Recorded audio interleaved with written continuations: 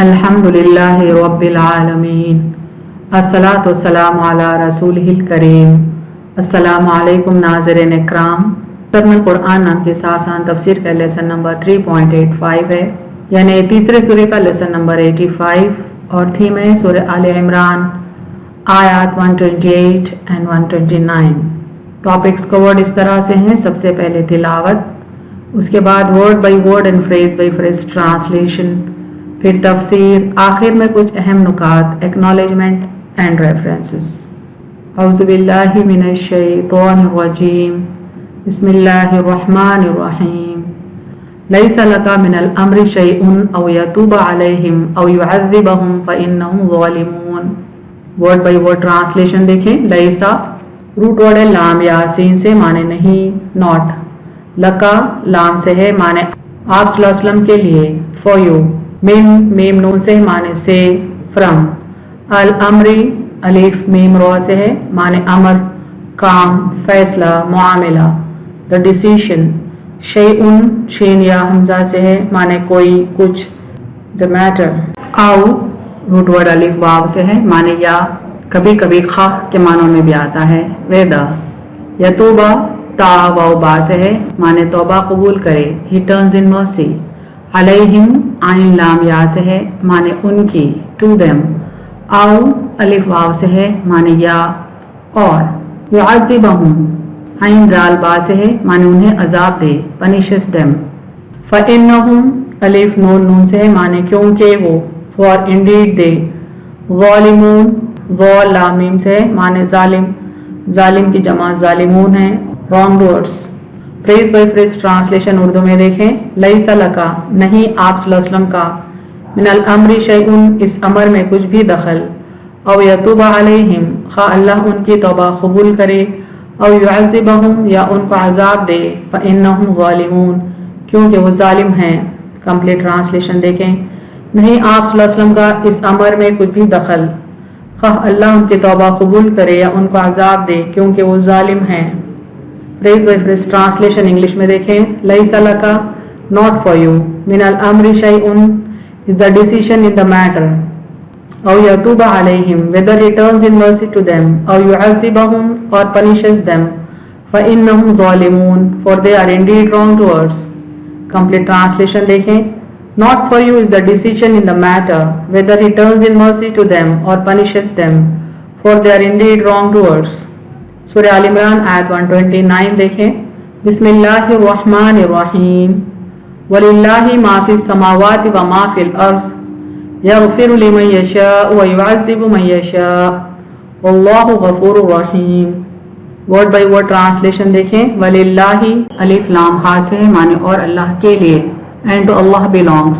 मा मीम अलिफ से है, माने जो, व्हाट। फी फा या से है, माने में, इन। अस्समावाती सीन मीम वाव से है, माने आसमानों में, द हेवंस। वमा मीम अलिफ से, माने और जो, एंड व्हाट। फी फा या से, माने में, इन। अल अर्ज़ अलिफ रो ज़ॉ से, माने अर्ज़ यानी ज़मीन, द अर्थ। यग़फ़िरु गैन फा रो से है, माने वो बख्श दे, ही फॉरगिव्स। लिमन मीम नून से, माने जिसको, फॉर देम। यशा शीन या हमजा से है, वो चाहे, ही विल्स। व युअज़्ज़िबु आइन जाल बा से, माने और अजाब दे, एंड पनिशेस। मन मीम नून से है, माने से, हो। यशा शीन या हमजा से है, माने वो चाहे, ही विल्स। वल्लाहु अलिफ लाम हा से, माने और अल्लाह, एंड अल्लाह। गफूरुन गैन फा रा से है, माने बख्शने वाला, ऑफ फॉरगिविंग। रहीमुन रा हा मीम से, माने मेहरबान, most merciful. Phrase by phrase translation Urdu में देखें। वलिल्लाही और अल्लाह के लिए है, माफिस समावाती जो आसमानों में है, व माफिल अर्ज़ और जो ज़मीन में है, यग़फ़िरु लिमन यशाअ वो बख्श दे जिसको चाहे, व युअज़्ज़िबु मन यशाअ और अजाब दे जिसको चाहे, वल्लाहु गफ़ूरुर रहीम और अल्लाह बख्शने वाला मेहरबान है। कंप्लीट ट्रांसलेशन देखें। और अल्लाह के लिए है जो आसमानों में है और जो ज़मीन में है, वो बख्श दे जिसको चाहे और अजाब दे जिसको चाहे, और अल्लाह बख्शने वाला मेहरबान है। Phrase by phrase translation English में देखें। Walillahi, and to Allah belongs, ma fis samawati, what is in the heavens, wa ma fil earth, and what is in the earth. Yaghfiru liman yasha'u, he forgives whom he wills.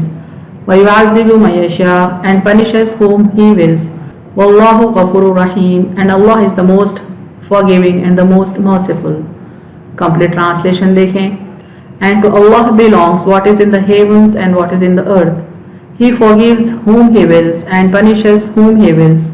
And Allah is the most forgiving and the most merciful. दोनों आयतों को हम revise करते हैं ताकि इनकी continuity समझ में आए. नहीं आप सल्लल्लाहु अलैहि वसल्लम का इस अमर में कुछ भी दखल, खाह अल्लाह उनकी तौबा कबूल करे या उनको अजाब दे, क्योंकि वो जालिम हैं. और अल्लाह के लिए है जो आसमानों में है और जो ज़मीन में है, वो बख्श दे जिसको चाहे और अजाब दे जिसको चाहे, और अल्लाह बख्शने वाला मेहरबान है. आयत 128 की तफसीर देखें. दुनिया और आखिरत के कुल उमूर अल्लाह ताला के हाथ में हैं. ए नबी सल्लल्लाहु अलैहि वसल्लम, आपको किसी अमर का इख्तियार नहीं, यानी जब तक अल्लाह ना चाहे कोई भी काम आपके बस की बात नहीं. जैसे फरमाया व इन्नमा अलैकल बलागु व अलैना हिसाब, आप सल्लल्लाहु अलैहि वसल्लम का जिम्मा सिर्फ तबलीग है, हिसाब तो हमारे जिम्मे है. क्योंकि आप सल्लल्लाहु अलैहि वसल्लम पैगम्बर हैं, अल्लाह का पैगाम बंदों को पहुंचा देना आपकी जिम्मेदारी है, आपके ज़िम्मे है, लेकिन बंदों का हिसाब लेना अल्लाह के ज़िम्मे है. और जगह है लैसा अलैका हुदाहुम वलाकिन्नल्लाह यहदी मन यशा, उनकी हिदायत आप सल्लल्लाहु अलैहि वसल्लम के ज़िम्मे नहीं, अल्लाह जिसे चाहे हिदायत दे.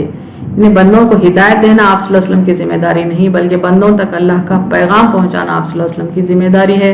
बंदों को हिदायत के रास्ते पर चलाना अल्लाह की जिम्मेदारी है. और मजीद आयतें हैं कुरान में इस तरह की. सूरह क़सस की आयत को देखें. इन्नका ला तहदी मन अहबब्ता वलाकिन्नल्लाह यहदी मन यशा, आप जिसे चाहे हिदायत नहीं कर सकते बल्कि अल्लाह जिसे चाहे हिदायत करता है. बस मेरे बंदों में आप सल्लल्लाहु अलैहि वसल्लम को कोई इख्तियार नहीं, जो हुक्म पहुंचे उसे औरों को पहुंचा दीजिए.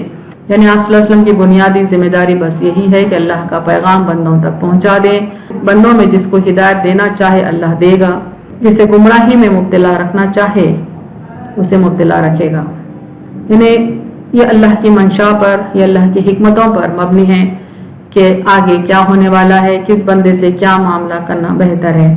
बस आप सल्लल्लाहु अलैहि वसल्लम के ज़िम्मे यही है. मुमकिन है अल्लाह उन्हें तौबा की तौफीक दे और बुराई के बाद वो भलाई करने लगे. यानी किस किस को हिदायत देना चाहिए ये अल्लाह बेहतर समझ सकता है, क्योंकि उसका इल्म लामहदूद है, उसकी हिकमतें लामहदूद हैं. और अल्लाह रहीम उनके तौबा कबूल फरमा ले, या मुमकिन है उन्हें उनके कुफ्र व गुनाह की बिना पर अजाब करे, तो ये जालिम इसके भी मुस्तहिक हैं. यानी गुनाहगार लोगों को सही रास्ता दिखाना चाहे वो दिखा सकता है, उनके गुनाहों को चाहे तो माफ़ कर सकता है, चाहे तो उनके गुनाहों की सज़ा उन्हें दे सकता है, क्योंकि किसी हाल वो जालिम हैं, अजाब के भी मुस्तहिक हैं. सही बुखारी में है रसूलुल्लाह सल्लल्लाहु अलैहि वसल्लम सुबह की नमाज में जब दूसरी रकात के रुकू से सर उठाते और दुआ समी अल्लाहु लिमन हमिदा रब्बना वलकल हम्द कह लेते, तो कुफ्फार पर बदुआ करते कि अल्लाह फलां फलां पर लानत कर. उसके बारे में यह आयत उतरी. यानी आप सल्लल्लाहु अलैहि वसल्लम का ये मामूल था कि सुबह के वक्त फजर की नमाज में जब रुकू से सर उठाते और जब ये दुआ पढ़ते समी अल्लाहु लिमन हमिदा रब्बना वलकल हम्द, तो साथ में कुफ्फार के लिए बदुआ भी करते कि फलां फलां पर अल्लाह तो लानत भेज. तो अल्लाह ताला आप सल्लल्लाहु अलैहि वसल्लम को फरमाते हैं कि लोगों पर लानत भेजना या उन पर अजाब उतारना या उनकी तौबा कबूल करना ये अल्लाह के इज़्न के मुताबिक है, अल्लाह की हिकमतों के मुताबिक है. यानी दूसरे अल्फाज में आप सल्लल्लाहु अलैहि वसल्लम को मना किया गया कि कुफ्फार के लिए बदुआ करें. देखें यही सूरह आल इमरान की आयत नंबर 128 है जो ऐसे मौके पर नाजिल हुई. नहीं आप सल्लल्लाहु अलैहि वसल्लम का इस अमर में कोई भी दखल, खा अल्लाह उनकी तौबा कबूल करे या उनको अजाब दे, क्योंकि वो जालिम हैं. मसनद अहमद में इन काफिरों के नाम भी आए हैं, मसलन हारिस बिन हशाम, सुहेल बिन उमरो, सफ़वान बिन उमैया. और उसी में है, यानी उसी रिवायत में, उसी हदीस में है कि बिल आखिर उनको हिदायत नसीब हुई और ये मुसलमान हो गए. यानी इस हदीस के मुताबिक आप सल्लल्लाहु अलैहि वसल्लम काफिरों का नाम लेकर बदुआ किया करते थे, लेकिन अल्लाह ताला ने आप सल्लल्लाहु अलैहि वसल्लम को मना किया, फिर उनको हिदायत नसीब हुई और वो मुसलमान हो गए. एक रिवायत में है कि 4 आदमियों पर यह बदुआ थी जिससे रोक दिए गए. सही बुखारी में है कि हुज़ूर सल्लल्लाहु अलैहि वसल्लम जब किसी पर बदुआ करना या किसी के हक में नेक दुआ करना चाहते तो रुकू के बाद समी अल्लाह और रब्बना पढ़कर दुआ मांगते. कभी कहते ऐ अल्लाह वलीद बिन वलीद, सलमा बिन हशाम, अय्याश बिन अबू रबिया और कमजोर मोमिनों को कुफ्फार से नजात दे. ऐ अल्लाह कबीले मुज़िर पर अपनी पकड़ और अपना अजाब नाजिल फरमा और उन पर ऐसी खैर साली भेज जैसी हजरत यूसुफ अलैहिस्सलाम के ज़माने में थी. यानी आप सल्लल्लाहु अलैहि वसल्लम एक पर्टिकुलर कबीले के सिलसिले में بدعا کرتے تھے کہ ان کے اوپر عذاب نازل فرما، اور ایسا سخت عذاب، ایسی سخت قحط سالی جیسے کہ حضرت یوسف علیہ السلام کے دور میں آئی تھی۔ یہ دعا بآواز بلند ہوا کرتی تھی، اور بعض مرتبہ صبح کی نماز کے قنوت میں یوں بھی کہتے کہ اللہ فلاں فلاں پر لعنت بھیج، اور عرب کے پاس قبیلوں کے نام لیتے تھے، یعنی ایسے قبیلے تھے مشرکین اور کفار کے جو مسلمانوں پر ظلم کیا کرتے تھے، تو آپ صلی اللہ علیہ وسلم ان کے حق میں بدعا کرتے تھے، باضابطہ ان کے نام بھی بلند آواز سے لیا کرتے تھے۔ تو اللہ تعالیٰ نے آپ صلی اللہ علیہ وسلم کو منع کر دیا، روک دیا، چونکہ عین ممکن تھا کہ اللہ تعالیٰ ان کو ہدایت کے راستے پر لے کر آ جائے۔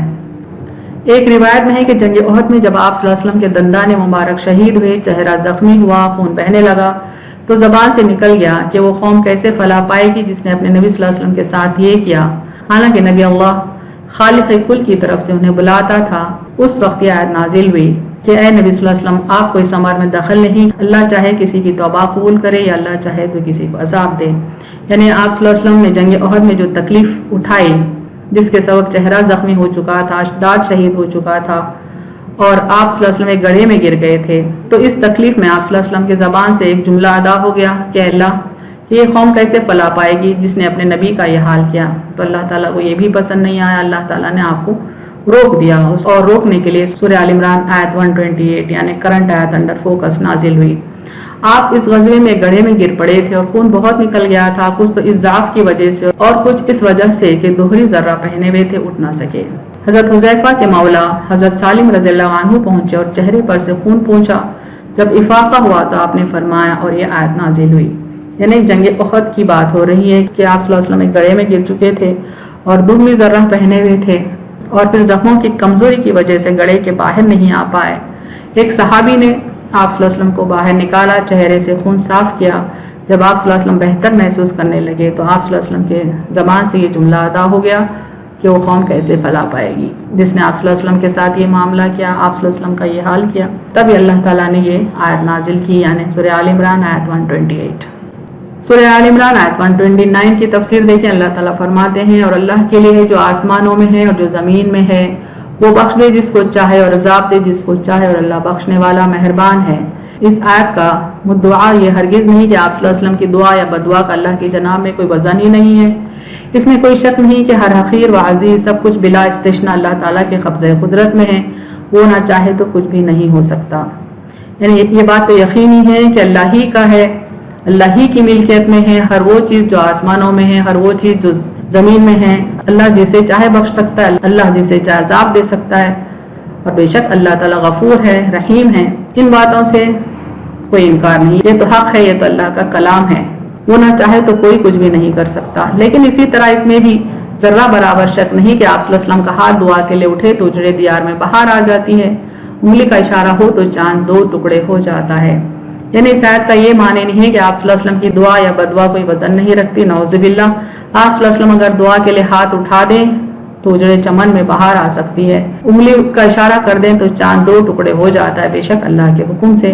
اور اگر اللہ کی نظر کرم ہو تو کفر و شرک اور فسق و فجور کی تاریکیاں جگمگانے لگتی ہیں، جیسا کہ اللہ نے آپ صلی اللہ علیہ وسلم سے وعدہ کیا ہے، وَلَسَوْفَ يُعْطِيكَ رَبُّكَ فَتَرْضَىٰ، اور آپ کا رب آپ کو اتنا دے گا کہ آپ خوش ہو جائیں گے۔ یعنی ایک وقت ایسا ضرور آئے گا کہ اللہ تعالیٰ آپ صلی اللہ علیہ وسلم کی مدد اس قدر کرے گا کہ لوگ فوج در فوج اسلام میں داخل ہوتے چلے جائیں گے۔ پھر آخرت میں بھی اللہ تعالیٰ آپ کو اس قدر بلند مقام دے گا جس کو مقام محمود کہتے ہیں، جو کسی اور پتہ نہیں کیا جائے گا۔ یعنی اللہ کی اگر نظر کرم ہو تو دنیا میں بھی فلاح اور کامرانی ہے، اور آپ کے ہاتھوں شرک اور کفر چھٹ جائے گا، ہر طرف ہدایت کا نور بکھر جائے گا، اور فسق و فجور کی تاریکیاں اللہ کے نور سے یعنی اسلام سے جگمگانے لگیں گی۔ اہم نکات دیکھیں اس تفسیر کے۔ جنگ احد میں آپ صلی اللہ علیہ وسلم کے جسم پر کئی زخم آ گئے تھے، جس کے سبب آپ صلی اللہ علیہ وسلم اپنے قوم سے نالاں تھے، چاہتے تھے کہ ان کے حق میں بدعا کریں، لیکن عنایت کے نازل ہونے پر آپ صلی اللہ علیہ وسلم نے ان کی ہدایت کی دعا کی۔ آگے چل کر وہ تمام مشرکین اسلام میں داخل ہو گئے، اور اللہ کے لیے ہے جو کچھ آسمانوں میں ہے اور جو زمین میں ہے، وہ بخش دے جس کو چاہے اور عذاب دے جس کو چاہے، اور اللہ بخشنے والا مہربان ہے۔ وآخر دعوانا ان الحمد للہ رب العالمین۔